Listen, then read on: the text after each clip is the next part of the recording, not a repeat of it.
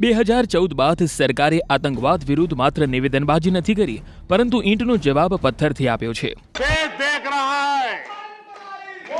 देख रहा है, एक अकेला कितनों को भारी पड़ रहा है। ये हमारा सिद्धांत है, हम घर में घुस के मारेंगे।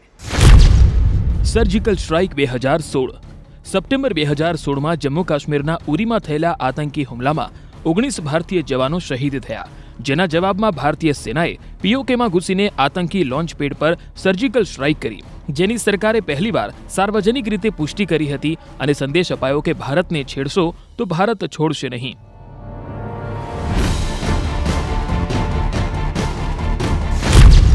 બાલાકોટ એર સ્ટ્રાઇક 2019 આવી જ રીતે 2019માં ફેબ્રુઆરીમાં પુલવામા એટેક થયો। આ આતંકી હુમલામાં સીઆરપીએફના 40 જવાનો શહીદી વહોરી, જે બાદ ભારતે પાકિસ્તાનના બાલાકોટમાં એર સ્ટ્રાઇક કરી જૈશ એ મોહમ્મદના આતંકી અડ્ડાઓને નિશાન બનાવ્યા।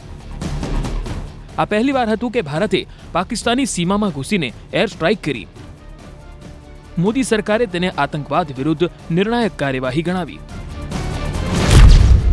ઓપરેશન સિંદૂર એટલું જ નહીં, 22 એપ્રિલ 2025 જમ્મુ કાશ્મીરના પહેલગામમાં થયેલા આતંકી હુમલાએ આખા દેશને હચમચાવી નાખ્યો। આતંકીઓએ પર્યટકોને નિશાન બનાવ્યા અને કેટલીય મહિલાઓનું સિંદૂર ભૂંસી નાખ્યું। આ જ હુમલાના જવાબમાં ભારતે પાકિસ્તાન વિરુદ્ધ છેડ્યું ઓપરેશન સિંદૂર અને આતંકીઓની કબર તેના જ ઘરમાં ખોદી નાખી। એનઆઈએ અને યુએપીએ કાયદાને મજબૂતી। મોદી સરકારે આતંકવાદ વિરોધી તપાસ એજન્સી નેશનલ ઇન્વેસ્ટિગેશન એજન્સીને વધુ મજબૂત સત્તા આપી।